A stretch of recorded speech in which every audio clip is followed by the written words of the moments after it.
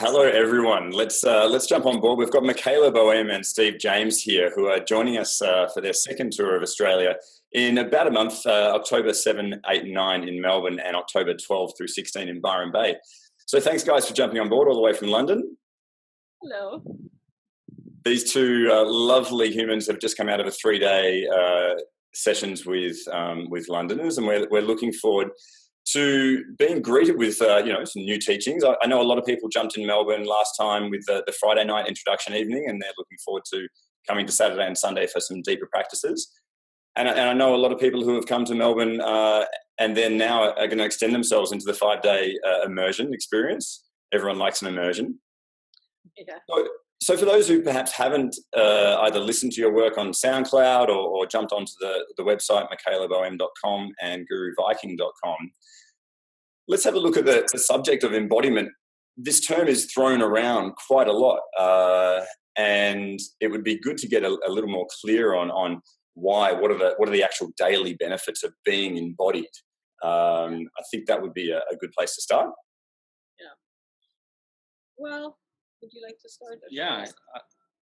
The funny thing about the term embodiment is it's one of those technical terms of vocabulary that's got a very specific meaning, but gets thrown around a lot.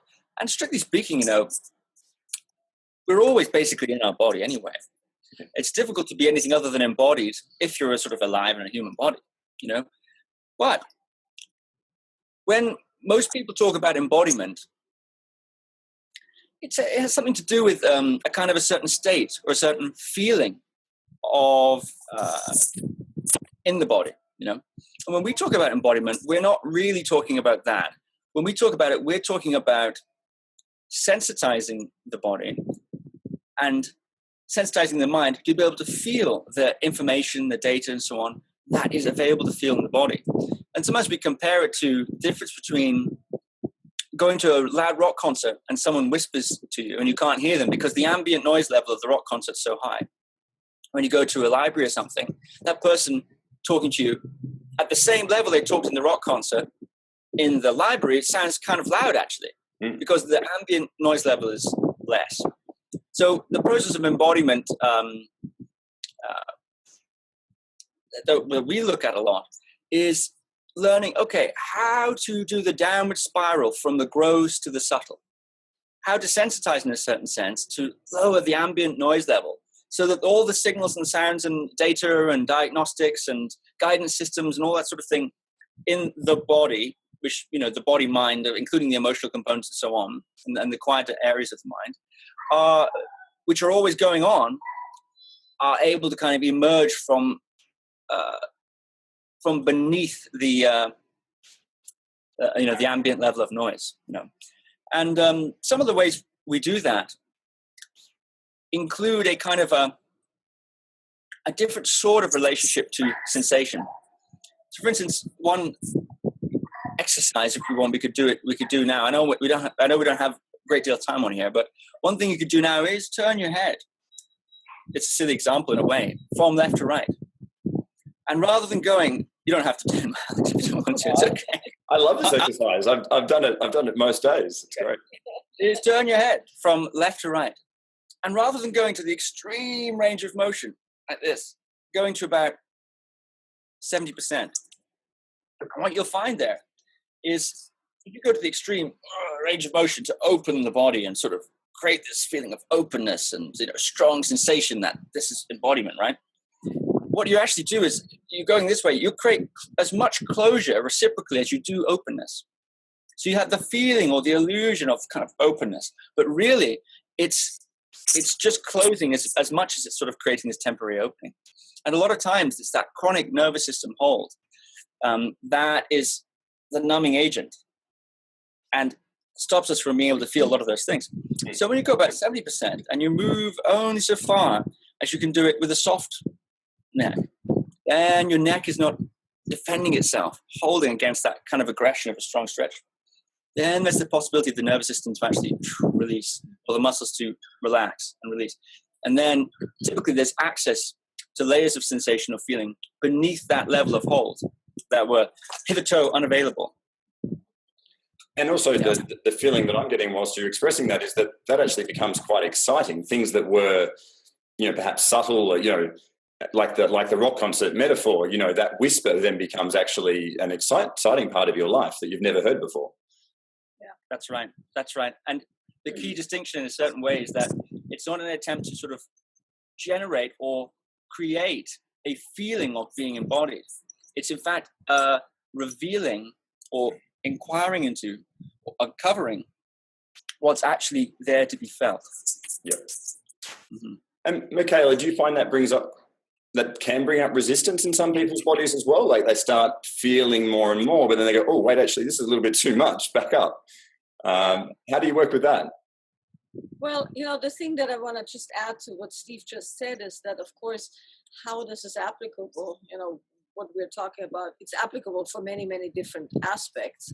But when we talk about the work that we're going to be doing in Byron and Melbourne, the more you can feel yourself, of course, the more feelings. And you're actually, the way humans are built, how we feel other people is by feeling them through our own body. When you're numb to your own sensations and when you're not connected, even as well mentally, to what you're feeling, you are not really capable of connecting to another human being. And what you're feeling is more projection and conjecture than actually, calibrating to a specific human. Yep. And that, of course, makes a lot of sense when you then start doing practices on feeling into another human being, connecting with another human being, and so on, because it's you can't actually feel these things with a numb instrument. Yeah. And so even before we go into the more sexual arena, more the areas of psychosexual and actual sexual skill, the first thing to always do is to make sure that the body is not only available for sex, because of course the same mechanism applies in how much can you feel, whereas your arousal threshold, so to speak, how much of the background sensations that are always there can you actually feel and then utilize in the actual interaction. So there's a whole realm of preparation that's quite subtle, but very, very powerful, that amplifies all the other things that we're doing, all the other practices that can be taught, because they're not only learned through the body, which is the only place you can learn these things, right? So far, we haven't managed to virtualize sex. It still is done body to body, and it's one of the last domains where people actually have to be with each other physically, as well as emotionally, and so on. So we're pretty much looking at embodiment or body practices in that vein. The interesting thing about embodiment is that we're starting to have some rain here. Maybe we need to cool down. We're sitting in the rain, which is quite cool.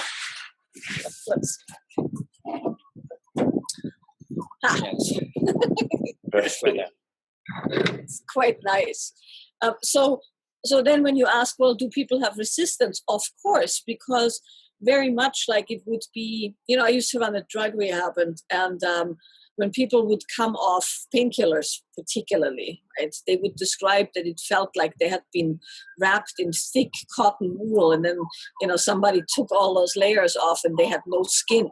Yep. And that's certainly true when you start sensitizing and when you start becoming aware of everything that's always been there, but now you can actually feel it and hear it and sense it. It can be quite overwhelming.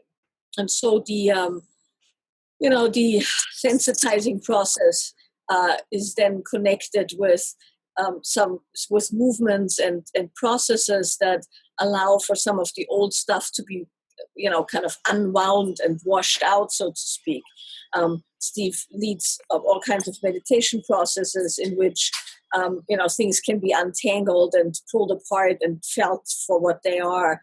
We do, nonlinear movement, which is one of the things that I've developed over the years, that's specifically to unwind and release things that are trauma-based, not only trauma-based, but also trauma-based. So when people come up against suddenly feeling a lot, there is always a chance that one, clenches down. And that's interestingly true both for negative emotions and pleasure. Yeah. Most people have a fairly distinct pleasure threshold too, where when it gets too good or too pleasurable or too intense, it also gets capped. So that's one of the big areas, we work with. Yeah. We're quite good at tapping ourselves down, even in those pleasure states. I think even people going to, festivals or music events, and they go, "Oh, I'm feeling fantastic. I'm with the crowd," and then they have to find a way to tap themselves down, which is just so unfortunate that we don't live the full experience. Yeah, but to live the full experience, you have to have equipment. Like you can't, you can't pour more into this cup as the cup holds. So, and the body is that kind of a vessel that also needs to be cared for in a variety of ways so it can contain those sensations. Yeah, the vessel metaphor is quite strong. Certainly like that. One brief thing, Steve, before you jump in perhaps, is around, I guess what I've enjoyed most about these workshops, and I guess for people who are, they're already sort of, this sounds really interesting and what's it going to be like in it, is actually getting the live feedback. I guess the benefit of being in the room with people is, yes, you might feel a little raw, you might feel sensitive, but actually being across from a human and then giving you a word or a number of scale of where you're at. Yeah. How important and how, I guess, why is that in place? Well, it's in place for a few reasons, but so we're talking about, Michaela there is talking about feeling being the ground of intimacy, and the idea that you can't be intimate with something you can't perceive, including yourself and including someone else.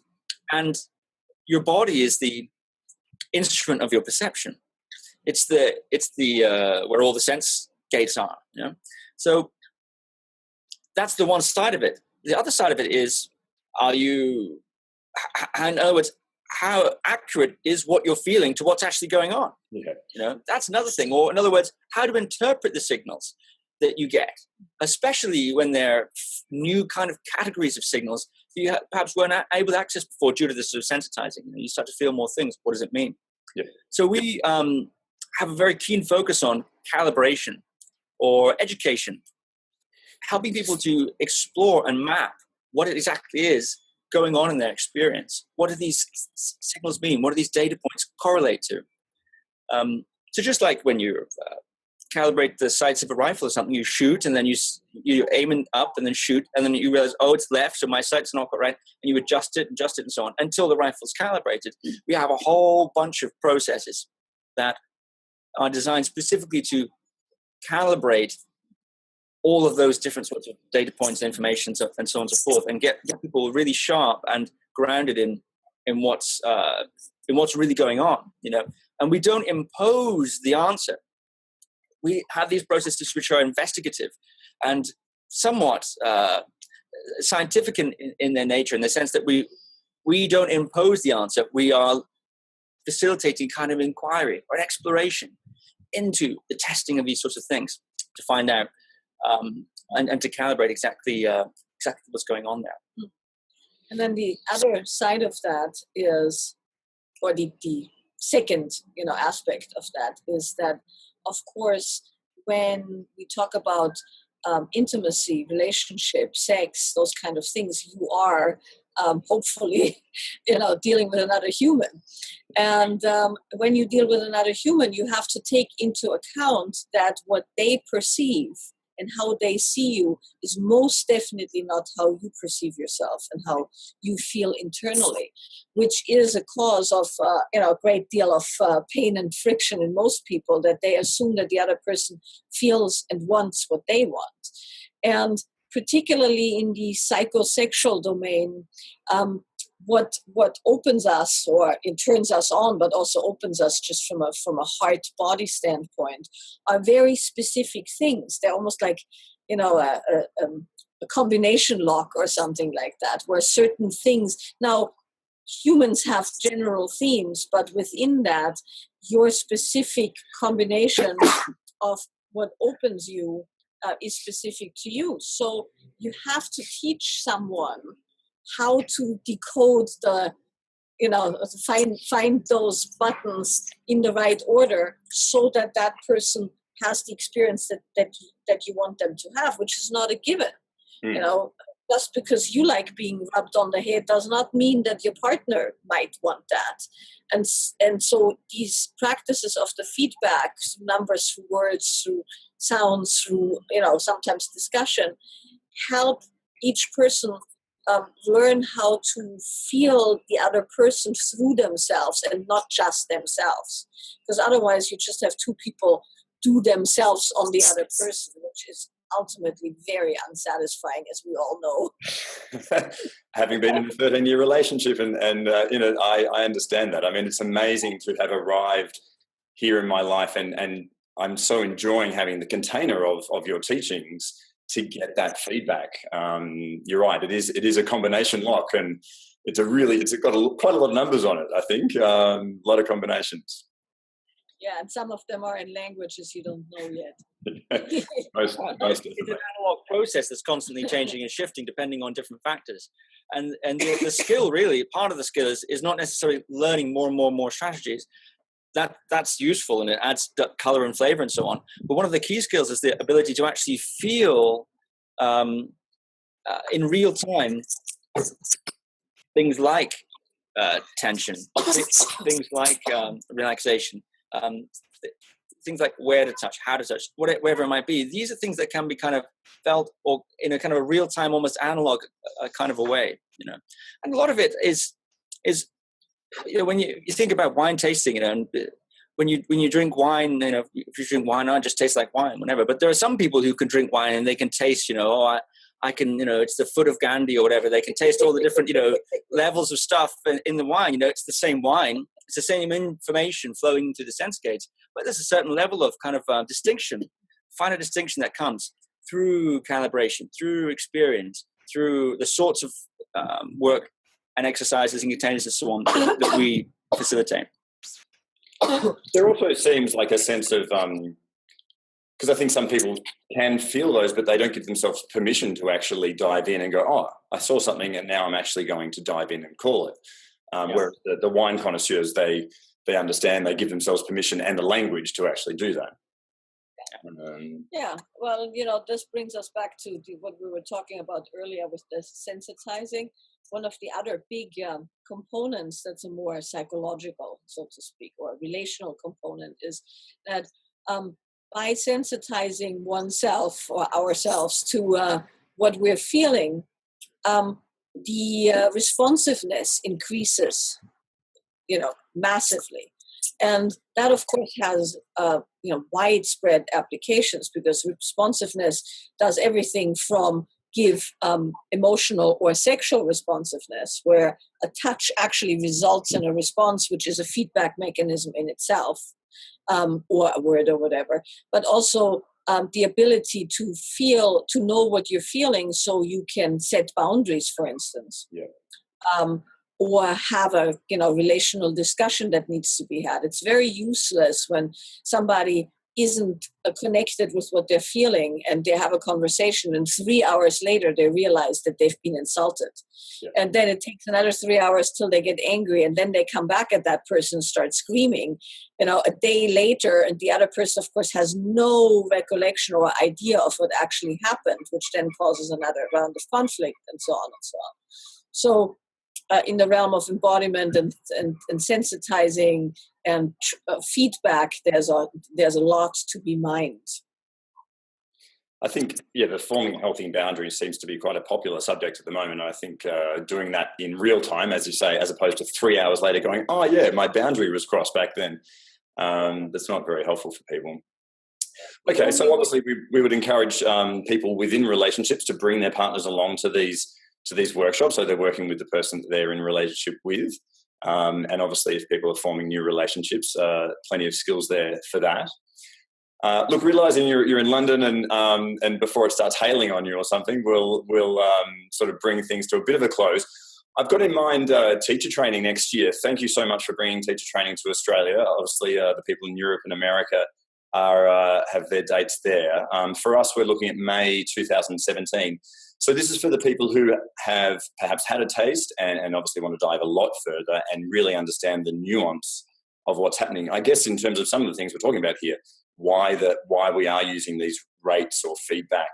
Can you talk a little bit more about somewhat the format, but also what's going to be delivered next year? Mm-hmm. Yeah, teacher training can be used two ways. Of course, it's designed specifically to give people a very a slice of the work that we do and train them so that they can go and teach that specifically. So the teacher training is designed so that at the end of the teacher training, everyone can teach this particular segment. And it's kind of almost like a blueprint where you get the underpinning and you get the exercises. So you can either add that to your existing modality or do it as a freestanding class. Yep. In the realms that we've just talked about, embodiment, polarity, relational aspects. And then the second track, because we have two tracks that you can do separate or together, is the specific nonlinear movement method, which is the embodiment and the unwinding of and sensitizing of the body. So that's a specific freestanding methods that can be used, and we use it in all our events, but it can also be used freestanding as a class or even as a day long, or added as a modality to pretty much anything, because it sensitizes, it releases, it makes people very aware of what's happening in a very non-aggressive way.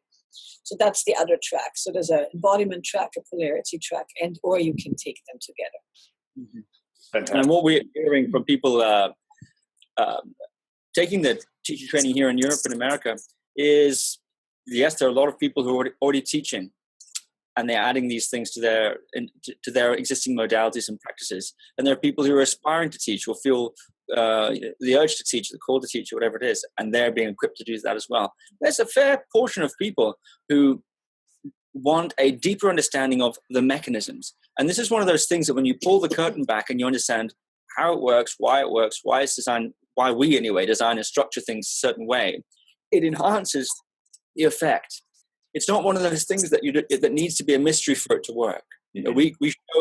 We open up the hood and we show how everything works and why and what we do, and what we used to do this, we've changed it to that, and this is our current thought thinking, and so on and so on. I mean, include everyone in that, as well as of course all the technical instructions on how to deliver the content, how to set things up, how to do the whole logistical side of things.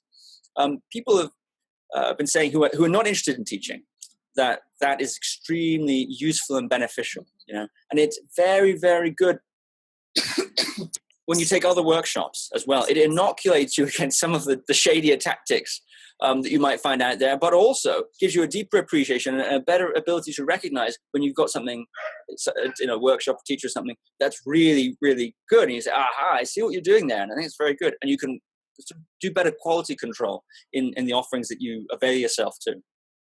Oh, that's brilliant. I guess I did hear Michaela talking about sort of different styles of teaching in a recent podcast as well, just so those that are holding back a lot of the information, and you're being vulnerable enough to say that may have been something that was in the decades ago when you started teaching, and now just that making things fully available with your newer style and newer thoughts on how that's to be conveyed.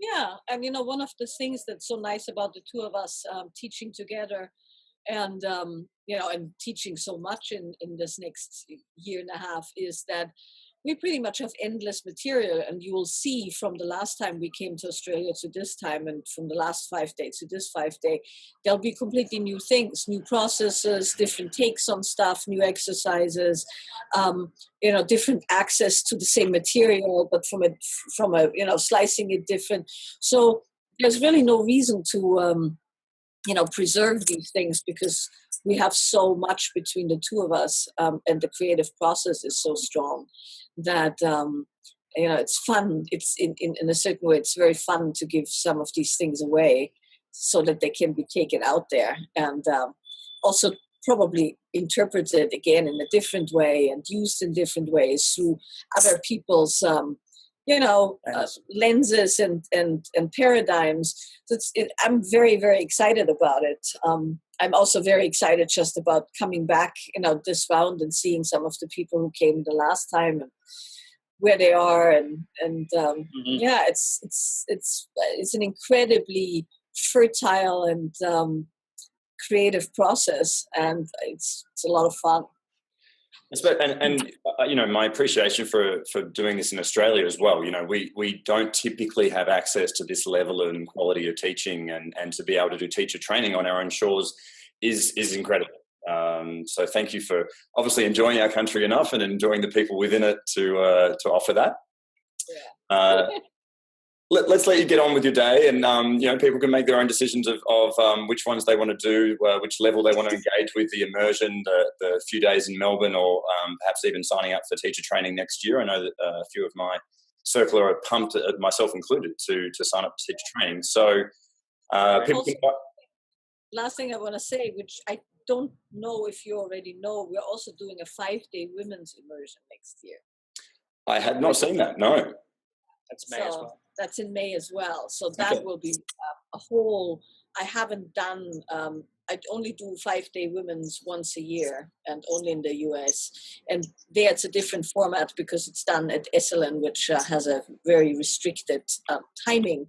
So it's a lot more hours than I've ever done. And so I'm very, very excited about that. That's a whole other, body of work in the realm of women's embodiment and just a fact-finding mission into what it's like to be in a woman's body in this time and age, and how to express, and all kinds of good things.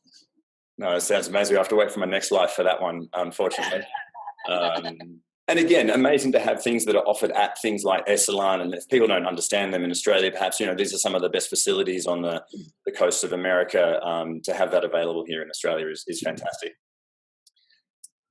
So, I guess we feel a little bit alike. Melbourne and London are offering the same sort of weather. So before you get to get too much more wet and windy, thanks for chatting with us briefly. People can sign up obviously through michaelaboehm.com. Tickets directly with you guys. I'm offering certainly people if have any local questions to answer through me, but I know you guys are very responsive to emails as well, so people can send those through directly. Great. Nice to talk to you, Alex. Thanks for sharing your morning with us. See you soon. And we'll see you very soon. Bye-bye. Cheers.